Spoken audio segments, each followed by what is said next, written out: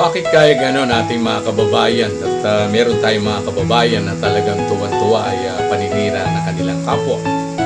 At marami tayong nakausap dyan at tumatawag sa atin, nandiyan yung sinisiraan sa kanilang trabaho at talaga naman kahit hindi ginagawa at walang ginagawang masama sa kanila, ang kapwa-tao nila ay sinisiraan. Tuwan-tuwa ba ho kayo kapag siniraan nyo isang tao na tanggal? Pag natanggal po yan sa trabaho, paano po yung pamilya yan? Paano po yung pag-aaral ng kanyang mga anak? Paano yung pangangailangan araw-araw? Hindi ba ho kayo nakukonsensya sa paninira nyo sa inyong kapwa? Abay, maawa naman po kayo ating mga kababayan.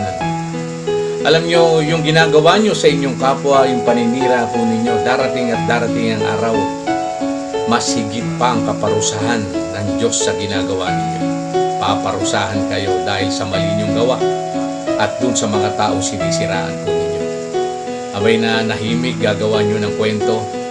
Abay pag nawala ng trabaho, di kawawa. Hindi kaya nakukonsensya yung ating mga kababayan pag ganun ang ginagawa. Tandaan po ninyo, darating ang araw. Lahat ng mga ginawa ninyo ay babalik at babalik sa inyo masigit pa. Kaya sa lahat ng naninira sa kapwa nila ay tigil-tigilan nyo na at magbagong buhay na